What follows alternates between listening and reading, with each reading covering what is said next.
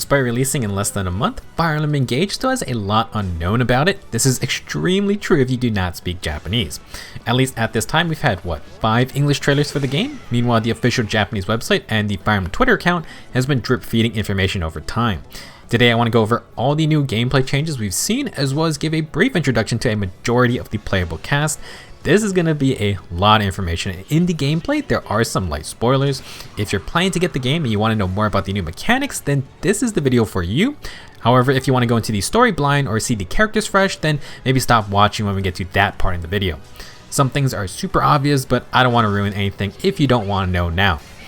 To help make info collecting easier for this video, I want to give a shout out to Serenes Forest. It's a long-time Fire Emblem based site that has all kinds of info on the franchise, and Vincent has kept track of all the pre-release info for Engage. They've done translations plus analysis on many short clips we've seen, and as you will see, there's a ton of information not even mentioned in any English promotions.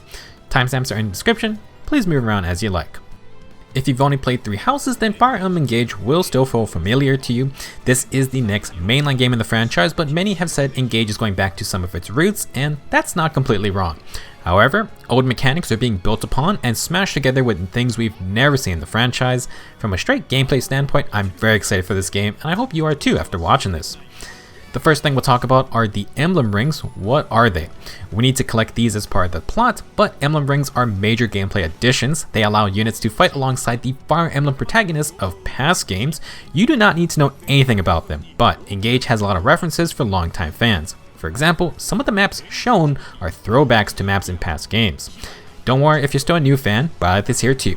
You can think of Emblem Rings kind of like battalions from 3 Houses. They grant stat boosts, you can use any Emblem Ring with any character, and they provide extra abilities to use in battles similar to more interesting gambits. The main mechanic of this game involves fusing with the Emblem characters, aka engaging. When engaged, you unlock even more bonus abilities, and things get pretty dang wild.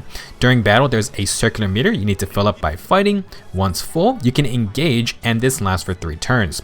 After it's over, you gotta recharge. Some maps will have spots that give you full engage charge, so be on the lookout for those. As you use Emblem Rings more, you deepen a bond with them, and this unlocks more and more skills. Since you can use any Emblem Ring with any character, the customization options are insane. I'm going to go through all 12 Emblem Ring characters at the end of this gameplay section because, unsurprisingly, they take advantage of new mechanics in Engage. It would be confusing if we don't talk about those first. One of the biggest changes from 3 Houses is that the weapon triangle is back to being important in all fights. It was semi-present in 3 Houses via certain skills, but we're back to the long-time franchise rules of swords beat axes, axes beat lances, and lances beat swords. While I'm not sure if the triangle advantage affects hit rates or damage, it plays a more noticeable part in Engage by allowing the stronger weapon to break the enemy. This break mechanic lets you disarm the enemy when you initiate combat with triangle advantage, and it prevents them from fighting back. Break sounds very strong, but certain terrain tiles will negate it, and you can bet your butt bosses probably aren't breakable. In Engage, there are 4 more weapon types. The classic bows and tomes make a return as usual, but daggers and brawling have received some changes. We'll talk about those more in a bit. These 4 weapons will fit into their own weapon triangle of sorts, with daggers, bows, and tomes being in one colorless group, and the new brawling weapon type called Body Arts is effective against all 3. Body Arts is designated with a yellow fist icon. Let's go over some weapon changes now that we know how important the weapon triangle is again. For starters, it seems like classes will be split into specific weapon types, at least for early game classes. For example, there will be Sword Cavaliers, Axe Cavaliers, and Lance Cavaliers who can only use said weapon. Some classes can use multiple weapon types, but there are limits in place. I believe the answer to not having as much weapon freedom are the weapons you get from Emblem Rings. When you have the Emblem characters, you can use the different weapons they offer, which opens up new weapon triangle options. Otherwise, you're going to need to plan your party carefully. Another change from 3 Houses is that weapon durability is gone. Always a hot topic in Fire Emblem games, but it means any new weapons you find are that much more valuable. What does still have durability are staff weapons. Also, staffs are now split into support and offensive options, hence why you will see a lime green icon and a red icon. They are giving staffs more utility, including being able to lay down things like ice to block movement. We need some of these healer gameplay improvements in Fae. Let's now talk about daggers and body arts. Similar to Fate's daggers, they have 1 to 2 attack range, but instead of applying debuffs after combat, they now apply poison status. Attacking poison enemies will give you increased damage, and poison can stack when continually hit by dagger attacks. poison does not go away either until you remove it with the restore staff or items, so that's going to be pretty darn annoying. As for body arts, this is the brawling / gauntlets replacement. Body arts seems to innately still have brave attacks, but some don't always trigger it. As far as I know, only 3 types of units can use body arts, and those are infantry healer classes, the dancer class, and our main protagonist. In gameplay, along with break and critical, you may have seen the words smash. Smash is an effect that is tied to certain weapon types, currently the blade, great lance, and poleaxe variants. When you initiate with these weapons, you cannot make a follow-up attack, and the user always goes last in combat. Their hit will trigger smash, which pushes the enemy 1 space away after combat, and we've seen skills that can bump that up to 2. Because you're going to be going last, smash doesn't really synergize with break, although you can trigger both at once. Now that we know about the new weapon triangle and new weapon features, let's discuss classes which also have some changes. You may have noticed next to each unit's class name there is a slash and then another term. It's pretty obvious what armored, cavalry, and flying do, but there are 4 new terms for infantry units. Intelligent Systems are trying to make infantry interesting again, probably to combat the usual endgame problem where you just put everyone on horse or wyvern. The most common infantry type is backup, generally for usual sword, lance, and axe fighters. Backup typing allows the unit to participate in chain attacks. These trigger if the backup unit is in range of the enemy your main unit is attacking. Think of this like linked attacks from 3 houses or the gamut boost effect. Next is the covert typing, which from what I've seen is on the archers and thief classes. Covert units get double the effects from terrain, so that is going to be annoying if enemy archers are hiding in forest towers or on top of fortresses. To counter this is the mystical type, which are infantry mages, and it's also on the high priest class, which may be an offensive promoted class for our healers. Mystical units ignore terrain effects when they use magic. Last up is the Chi Adept, which are our new body arts users, currently only seen on the base monk and dancer classes. Instead of chain attacks, the Chi Adept units can use chain guard on an ally. This lets them block 1 hit for them if they're attacked in exchange for 20% max HP. You can also only use chain guard when you're at full health. Healers seem to be getting some really interesting gameplay additions in Engage. I hope it ends up being good. There is one last class type called Dragon. Obviously that's just for Alir, our main character. I don't know if there are other effects with it, but Alir gets a lot of bonuses with the different Emblem Rings. They're definitely supposed to be the strongest Emblem Engager. I want to now talk about general class information. Luckily, they recently showed a clip of reclassing. Studying for exams was fun, but we're going back to a more familiar system. I believe it's similar to the usual hit level 10 to promote to the next tier. You can cap at level 20 before doing so. After reclassing, you go back to level 1. However, second seals are also back, which allow for side promotions in the same tier. We've seen Vander the Axe Paladin also as an Axe Fighter or Berserker. What will be familiar to 3 houses is the need for weapon proficiency. Every unit has innate proficiencies based on their starting class. If you want to reclass into something with a different weapon, you need the appropriate proficiency. It doesn't look like you need to raise weapon ranks in battle or studying. Instead, you can inherit weapon proficiencies from the emblems. This seems like a one-time thing, kind of like getting a doctor's note saying, okay, this guy can use lances, so those classes are now available to you. Tying into this mechanic, higher tier classes may make you choose a secondary weapon. For example, in this clip, there are 2 hero classes. Both use swords as their main weapon, but one of them has axes as secondary, and the other has lances. With the weapon triangle back, they want to limit our army's weapon availability. Not sure if we're getting a 3rd tier of classes, but I sure hope we do. In Engage, there are 8 royalty characters, 2 for each of the 4 major regions. Each nation's royals share the same base class name, but can be using different weapons. For example, Diamant and Alchris from Brodia both have the Lord class. However, Diamant is a sword backup unit, and Alchris is a covert archer. I'm not going to point out exactly where they are, but in some of these clips, the 8 royals seem to be getting individual promoted classes. As a general observation, personal skills and class skills are back, not a huge surprise considering the Emblem Rings provide even more skills. There's also skill inheritance, like in Fire Emblem Heroes, and I'll talk about that more later. Last, let's discuss some oddball things we've seen. First up, the Wolf Knight looks badass and can wield daggers and swords. I'm pretty sure I saw them also wielding lances and axes. This might be some kind of unique class or definitely a promoted one. Great Knights will return as the armored counterpart to Paladins, and there appears to be a Royal Knight class as well. Flyers have Pegasus Knights, Wyvern Knights, and the Griffin Knight is back. There are some cavalry classes that can use lances and staffs. The Mage Cavalier also returns in some way, and the Horse gets a wizard hat. Game of the Year stuff right there. Despite the belief that the level 20 cap system is back, we've seen Thieves and the Dancer classes above level 20. They may not get a promotion, or there's more to this. Finally, multi-tile beast/monsters are back in the game, and it looks like multiple HP bars also return. Not sure how that's going to work just yet since we no longer have gambits. To top off the new gameplay mechanics, let's go through the 12 Emblem Rings. There are 3 types of abilities for each ring. Sync skills are gained by a unit when equipped with said ring. Typically these are passives. Engage skills are only active when you engage with the emblem. Last, engage attacks are these special moves with animations. You can use 1 engage attack per engagement. Emblem Rings also give the unit access to different weapons from their game. Engaging lets you use said weapons even if the unit's class normally doesn't allow it. We've seen that you can carry up to 3 weapons from each ring. Reminder, there are also skills we have not seen yet, potentially weapons too. As your bond deepens with each emblem, you'll be able to unlock more skills and you can carry more weapons into battle. We did not get footage highlights for everyone just yet, but most of the emblems have been covered thus far in articles. Our first emblem ring that we'll probably acquire is Marth, Emblem of Beginnings, the OG Fire Emblem protagonist, the Hero King. Marth specializes in consecutive attacks and dodging. One of his weapons is the Rapier, which is effective against cavalry and army units. He also has Mercurius and probably his own falchion too. His sync skill grants increased dodge chance when initiating. Marth's engage skill involves a bonus follow-up attack at 50% damage, and his engage attack, Lodestar Rush, is a 7-hit attack that gains 2 more hits when used on a dragon type unit. Must have learned some of these combos from Smash. Our next character is Celica, Emblem of Echoes. Celica specializes in magic and fighting corrupted foes, which are basically the new monster faction.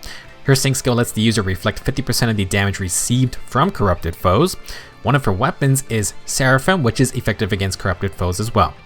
Celica's first engage skill lets her split magical attacks into 2 actions. She halves the damage, but you can target 2 different enemies. For her engage attack, Warp Ragnarok, Celica lets you warp within 10 spaces to attack a foe. Flyers will get an additional 5 spaces when warping. Yeesh. One of the oldest FE lores without a modern iteration is Sigurd, Emblem of the Holy War. There were rumors that Sigurd's game could get a remake, but with no news except for Engage, it might be a while even if that is true. For my fave players, you are well familiar with Sigurd, who specializes in mobility. His sync skill is Canter, aka Kanto, which lets the unit use leftover movement after attacking. It's a busted Fire Emblem mechanic. One of Sigurd's weapons is the Rider's Bane, which is effective against enemy cavaliers. He definitely has Chirfing too.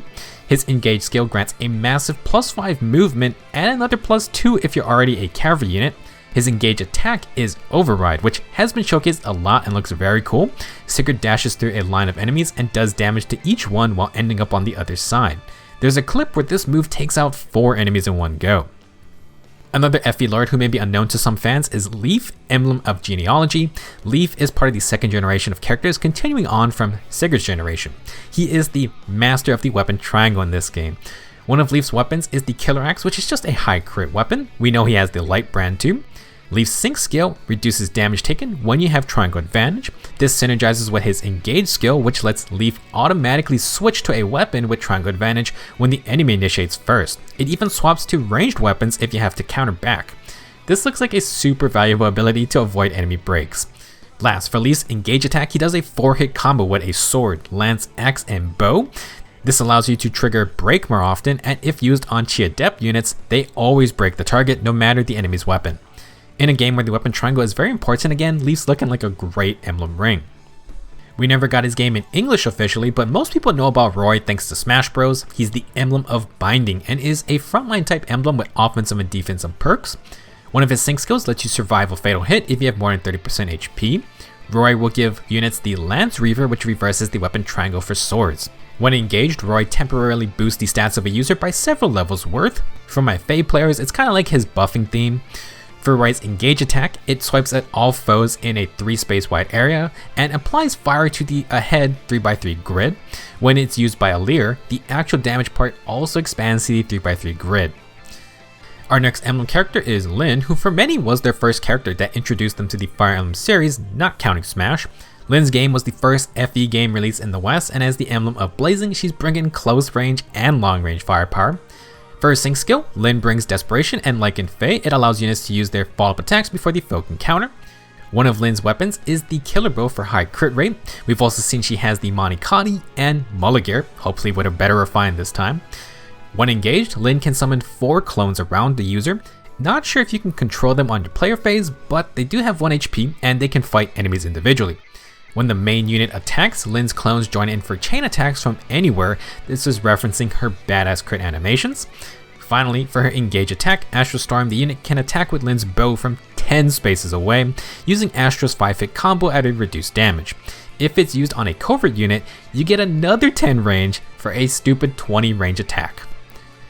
Next up is Eirika, Emblem of the Sacred. It appears Eirika will be the main rep of Sacred Stones, but in battle, she will tag team with her twin brother Ephraim. It appears the twins can switch places at will, which changes their skills and allows you to adapt on the fly.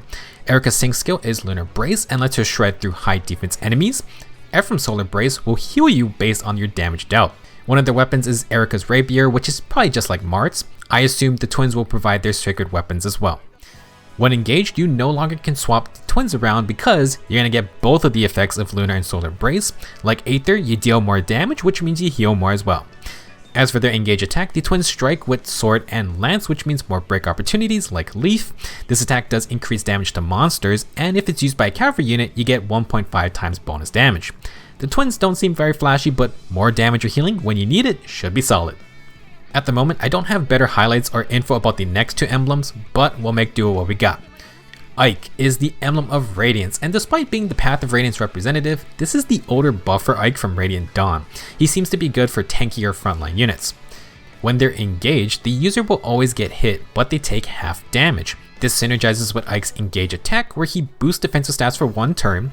Then on the next turn, he attacks everything within 2 spaces. He will also heal off the damage dealt, like his signature Aether. One of Ike's weapons is the hammer, just in case you run into armored knights popping out of houses. Micaiah, Emblem of Dawn, will be our healing specialist, although she can provide magic damage as well. When engaged, Micaiah increases the range of staff weapons. I'm not sure if this applies to the offensive staffs as well. For her engage attack, Micaiah uses Sacrifice, which apparently full heals all allies, but the user drops to 1 health. If you can protect Micaiah and her partner, this will be a very clutch ability. Moving on, we have Lucina, Emblem of Awakening. As expected, she gets stronger the more allies are nearby. Her sync skill lets any unit chain attack. You don't have to be the backup type. When you're engaged, Lucina can protect an adjacent ally similar to Chain Guard, but it's at an 80% success rate. With Adept units though, this will become 100%. For her engage attack, Lucina allows all allies within 2 spaces to join in for chain attacks. I remember seeing one of Lucina's other sync skills involve letting herself chain attack from anywhere in her attack range. It seems like she's really going hard on the parry mechanics from Awakening. Corrin, Emblem of Fates, should be able to share some tips with our newest dragon protagonist. Corrin is going to specialize on buffing/debuffing and can affect the terrain of the battle. Her Dragon Vein sync skill allows the unit to change terrain based on class type. For infantry, Covert creates mist that avoids or increases a void. Adept creates ice pillars. Mystical lays down fire. I don't think it's been shown, but the backup apparently creates earth pillars that do something. As for cavalry units, they lay down water tiles that lower a void. Armored units create vines that negate break. Flyers put down healing tiles, and we saw that those healing tiles can replace fire on the map. As for Alir, Corrin gives them the choice of any tile effect. One of Corrin's weapons is the Darth Maul Dual Katana. This reverses the weapon triangle. When engaged, after attacking, Corrin applies gravity in a 1-space AoE around her targets. For her engage attack, Corrin busts out this final smash for a 3-space line attack that applies her debuffs and puts down water tiles. Last, Professor Byleth, Emblem of the Academy, is here with a flexible teaching plan for everyone. Byleth's sync skill is Divine Pulse, which gives you another chance to hit a target in case you miss. He also brings the entire arsenal of Heroes Relics to share, and the ones you can use change depending on the class type. Backup units can use Blood Gang, Covert units get Fail Not, Mystical units get the Busted Thyrsus Staff, Adept get the Raphael Gem, Flyers get Lyn, and Cavalry get Erebor. In the English trailers, we've seen Alir's promoted class also get access to Amir and Balthas's Varamushti. Things get more complicated with Byleth's Instruct Engage skill. This grants a stat boost to allies within 2 spaces, but these stats increase to depend on the unit type engaged with Byleth. Alir grants +3 to all stats, Backup grants +4 strength, Mystical +4 magic, Covert +5 speed, Adept +10 luck, Flyers +5 res, cavalry plus 10 dexterity. Finally, Byleth has Goddess Dance, which lets you dance the 4 adjacent allies and boost their stats as well. This is basically the gambit of the same name. Why don't we bring back Stride as well? Maybe you noticed, but when engaged, the unit's hair color and outfits match the emblem character. Everyone will share similar styles. As for the floating armament accessories, I think it's based on class type. Flyers get wings, armors get the spherical shield, and cavalry get the RGB graphics cards. Backup units get a trophy wall of weapons, Covert get headgear with a ponytail look, Mystical get floating circular runes, and I think the Chi Adept just get particles around their hands and feet, not sure about that one. Last, for Alir, they seem to get their own style of wings. On the topic of outfits, I still have questions about Ike's brave attire with Irvin and Lucina's mask with her bow. We've not seen any of these present in game. They could get their weapons to use to pass on, I could see that, but I would be super disappointed if we don't see Brave Ike after they teased it. Now, because we have the info, let's briefly go through the DLC emblem characters. From Wave 1, we have the 3 house leaders, and the DLC emblems are bracelets instead of rings to differentiate. Similar to Eirika and Ephraim, the house leaders will share 1 bracelet, but Edelgard is the main figure. Each turn they randomly swap with each other, but I'm unsure what this really means for gameplay. Maybe they get different skills or weapons. Despite Byleth having all the heroes' relics for himself, it does look like the house leaders will pass on Amir, Eredbar, and Failnaught. Their engage attack is similar to Leif, where they attack with all 3 weapons, which means more break chances. One of their sync skills will grant bonus EXP similar to their personal skills. The other Wave 1 DLC emblem is Tiki. Tiki is interesting because when engaged, the user turns into a dragon. Tiki has a breath type weapon and uses her claws as well. Her engage attack grants a resurrection bonus to an ally. They get a diamond under their health bars similar to the bosses with multiple HP bars. Now, one of Tiki's sync skills increases stat gain likelihood on level ups. You can kind of tell the DLC emblems have a little extra incentive. Last part of the gameplay section is for the Somniel. This is the base camp you'll hang out in between fights and the monastery replacement. From the looks of things, they took feedback from 3 houses, and even 3 hopes improved this experience with their base camp. Main takeaway, smaller area, which means less running, but it's still jam-packed with both gameplay preparation and laid-back features. For gameplay stuff, the armory has weapons to buy, and you can forge weapons with money and materials. There's a feature to mark weapons with an emblem ring, which gives individual bonuses based on that character. That's a super neat feature, but you can only have 1 mark per emblem. You can swap it anytime though. Speaking of emblems, you can polish them to improve bond levels. Higher bond levels means more skills and weapons. You can also inherit certain emblem skills to individual units. For example, Alir can inherit Marth's perceptive skill. However, if they're using Emblem Marth in battle, the 2 skills won't stack. In addition to all of this, there are Emblem Ring bond conversations. They don't seem as complex as regular support conversations, but there does seem to be A, B, and C conversations for every character. That would be kind of insane. Let's talk about bond rings, different from Emblem Rings. Bond rings are the gacha mechanic we've seen. They use in-game currency, of course. Bond rings seem like extra equipables that grant small stat boosts. They have A, B, C levels, and you can combine lower levels to get a higher tier. This just looks like a fun way to include even more of the franchise's characters. To gacha bond rings, you're going to need bond fragments, which seem to be a currency used in Somniel. Seems there will be various ways to get bond fragments like fishing and multiple ways to spend them. For example, to mark weapons, you're going to need bond fragments too. Another gameplay feature is the arena, which can let you practice battle. Apparently, you can fight the emblems themselves to gain bond levels. There seems to be a limit to how much battles you can do since you do want an experience.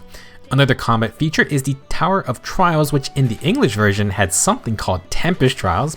Real curious if you rewards XP, but you do appear to earn some kind of item. There is also a map maker, and you can play other people's maps too. There was a ranking of some kind, so Aether Raids Part 2? I'm gonna assume though it's just for fun. Moving on, something not shown in the tour trailer was an awards system. These grant bond fragments for doing certain things. There is also a system to invest in a nation. Giving gold seems to increase rewards and materials when exploring battlefields and chances for rare enemies to spawn. To help shed some potential insight to this feature, it appears a world map system is back. You can travel around to different points, which I assume lets you skirmish on older maps.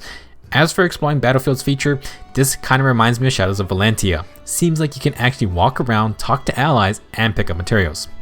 Let's return to the Somniel. Cooking returns, and it seems they combine the 2 cooking features in 3 houses. You can dine with 2 allies to increase support levels, and you can also improve stats for everyone for the next fight. You can also make bento boxes, aka box lunches, to take with you into battle. Sounds fun. Another way to temporarily boost stats is the training minigame. While you're exploring the Somniel, you can talk to allies, find items, and give people gifts. Fishing is back, there's some kind of fortune telling thing, and there's a flying minigame. There's a farm with animals and some kind of mascot called Sami. The Amiibo Gazebo is back, which lets you get outfits and music when you scan Fire Emblem Amiibos. Speaking of which, you can buy outfits and accessories to wear. Not sure if they're going to let you take them into battle, but more stuff's fine. I think the Somniel looks amazing. Lots of battle prep stuff to customize, and the fact everyone gets casual outfits is pretty awesome. I'm not going to discuss anything super in depth, but I want to briefly talk about the story before we get to characters. The basic understanding is that the continent of Elyos has dragons and humans living together. 1,000 years ago, the fell dragon Sombron began a war to destroy the world, and the nations of Elyos fought together along with the power of the Emblem Ring heroes. They sealed the fell dragon and peace was maintained till now, where the fell dragon begins to rise again. That's also when Alir, our main protagonist, awakes up from a long slumber with convenient memory problems. They're tasked by their mother to gather the 12 Emblem Rings, regain their memories, and fight against the fell dragon's resurrection. From the trailers, it's clear our journey to collect the rings will take us to the 4 nations, where we meet all kinds of characters. There will be conflict with those that worship the fell dragon, and it's also been shown that the bad guys can use the Emblem Rings as well. More interesting, they've shown Alir also was corrupted or will be corrupted. This is most likely why they have such a strange red and blue hair color. They literally have been on both sides of good and evil. Now, most people have been pretty low expectations for the story, and that's fair. It's yet to be seen if something larger is at play besides collecting the rings and being the big bad dragon. As a comparison, we knew about 3 houses for at least 2 years prior to launch, and they didn't reveal the time skip until about a month out. We've only gotten word Engage even existed about 4 months before launch, so they could pull out some reveals in the coming weeks if they want. We may also just have to wait until we actually play the game. They've shown a lot of gameplay snippets, but still a bunch of mysteries to solve. While tactical gameplay is part of what makes Fire Emblem, a major part of the series' success is the characters. The Japanese official site has full introductions for a ton of characters. Let's meet most of our playable cast. We'll be going through them based on their affiliated nations.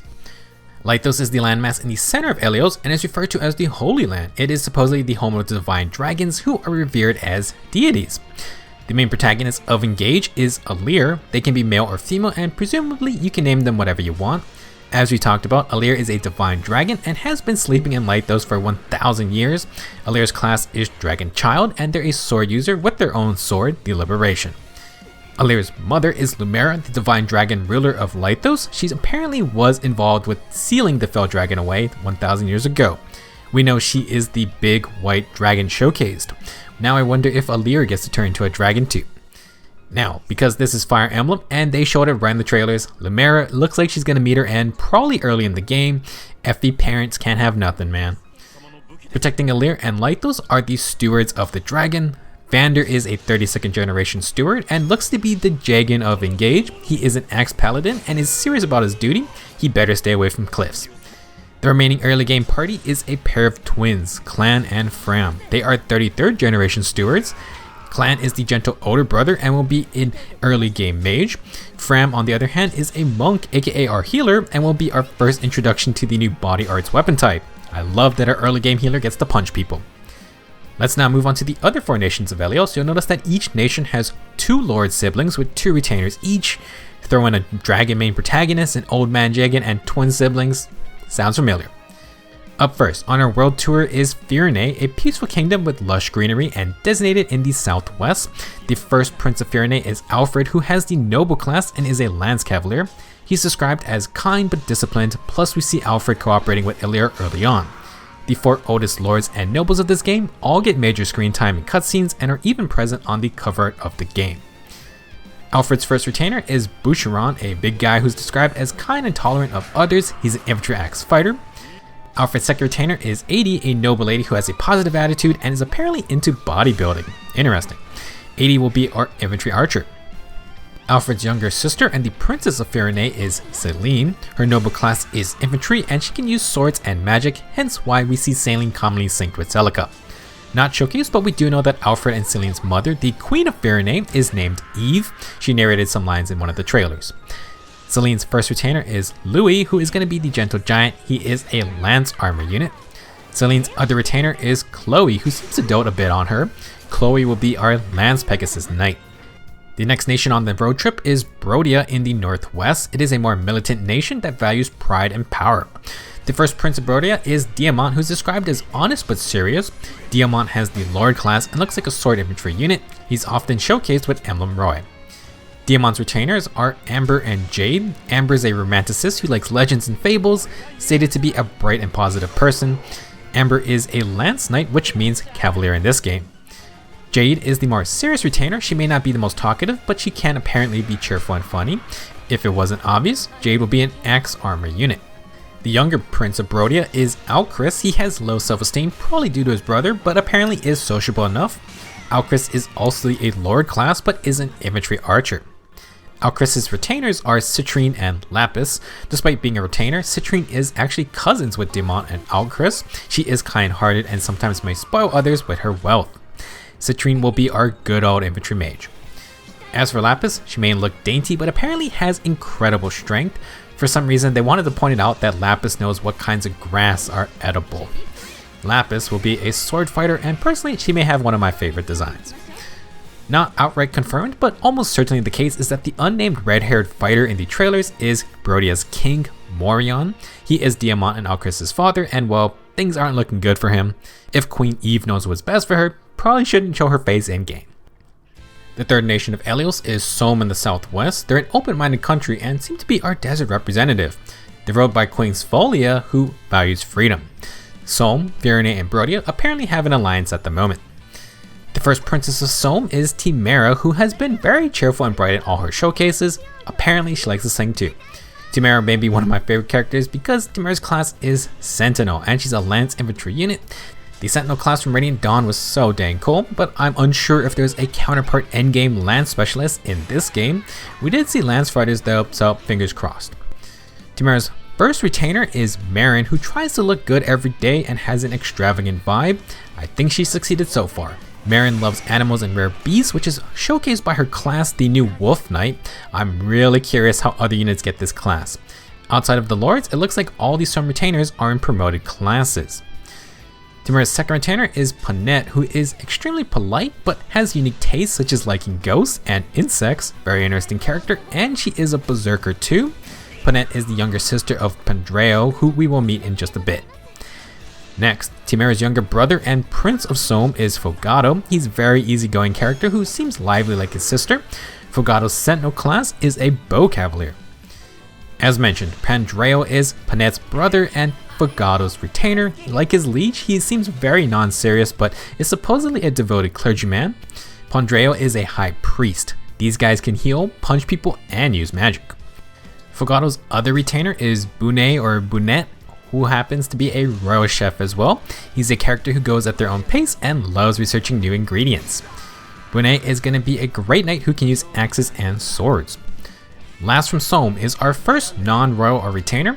Cedo is a renowned dancer who can also read fortunes. We've seen him doing this in the Somniel.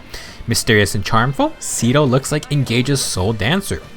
Elusia is the last of the 4 major nations of Elios. It looks like that's where our snow maps will come from.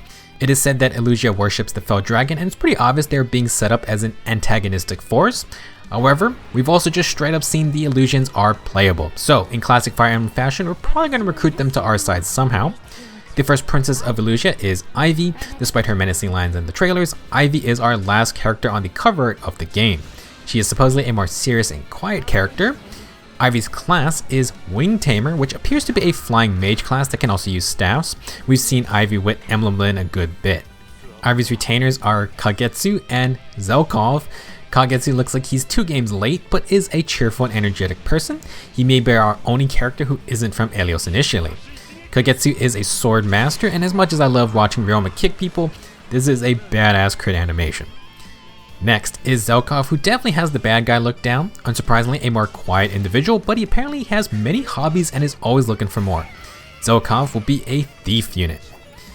The second princess of Elusia is Hortensia, probably the character with the most standout design behind Alir. She is actually Ivy's half-sister under the same father. Hortensia is shown to be a bit more playful and teases Alir about also having access to Emblem Rings. Her class is Wing Tamer like Ivy, but unlike the other royal siblings who share class names but different classes, these two are both flying mages. Hortensia's retainers are Rosado and Goldmary. Rosado will definitely be an interesting character. They're an optimist who loves all things cute and pretty. Rosado looks like our Wyvern Knight and can use axes and lances. The last retainer we know about is Goldmary, described as timid and shy, but she can act boldly when needed. Goldmary looks like a hero who can use swords and lances. Our last Elusian is Anna, surprisingly. Her profile mentions she's a traveling merchant, no surprise there, but on the official website she's grouped with the Elusians. Perhaps that's just her origin. For those unaware, Anna is basically the mascot of the Fire Emblem franchise. She's present in multiple games, as a merchant usually, and she's been playable in most recent titles. In Engage though, Anna looks very different. This is definitely like a younger kid Anna. She is tiny. Like the hero's Anna though, this one is an axe fighter. Now, thanks to some good old subtitles, Ivy and Hortensia's father is believed to be Hyacinth, the Sage King, who has been in a couple cutscenes. He has Emblem Ring aiming at King Morion while holding his sword with his bare hands. We've also seen Hyacinth with Sombron in human form, although it seems like Sombron transforms into his Fell Dragon mode while corrupting Marth. I feel like it's kinda obvious that Elusia's worship of the Fell Dragon isn't gonna end well. Interestingly, all of the major casts has some affiliation with a nation on their profiles except for one. Yunaka is literally a mysterious woman who we meet and is cheerful and friendly. She appears to be the early game thief. I wonder if there's more to her character. Another character is Vale. We've seen her meet Alir and she saves them with a fireball spell. Obviously, she's going to be an important character at some point as she's front and center for the special art of the Divine Edition of the game. I don't think it's been mentioned in any English sources, but there is a fifth nation, or sixth nation if you include Lythos. Gradlon is the home of the Fell Dragon and supposedly it's been sealed under the sea. Apparently on the big mural, Gradlon is the dark civilization surrounding Lythos and the center. In the present day though, obviously it's not going to be visible because it's submerged. From the official Japanese website, the 4 Hounds are linked to Gradlon. This group is working with Elusia to resurrect the Fell Dragon. Zephyia is their leader and is apparently a descendant of some demon dragons who clearly serve Sombron. Zephyia is going to be a Wyvern rider who can use a sword. Next up is Gris, who's stated to be the violent and crazy mage of the group. Definitely got the crazy look down. The other female in the group is Marnie. She may seem innocent, but is apparently prone to mood swings.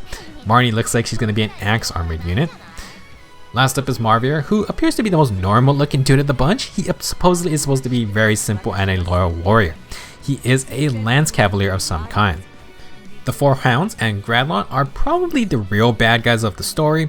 In a clip, Gris mentions only Zephyia is a dragon, so it'll be interesting to see why the 3 humans have joined up with her. For a fun and interesting detail, people have figured out that each nation's characters have a naming theme. The 4 Hounds are named after colors in French. Firene also has a French theme, while the Brodians are named after rocks and minerals. Elusia has a plant theme, and then very weirdly, the Solm characters are named after desserts. Maybe it's just a bit on the nose because it's the desert region. I hope you learned something from this video, and I hope you're excited for Fire Emblem Engage. There's a high chance that if you're watching this not on the day it's released, some of this info will already be updated and made clearer. On the Japanese website, there's an entire section for the game systems which has not been unlocked yet. You can probably guess more details will be revealed there, and we'll get more trailers eventually. I don't plan to make videos for every little new update, but I might wait a week to compile whatever new information comes out and just talk about new trailers if something crazy is shown. Thank you for watching this really long video, less than a month till launch, and I'm very excited to start playing this game. See you in the next one.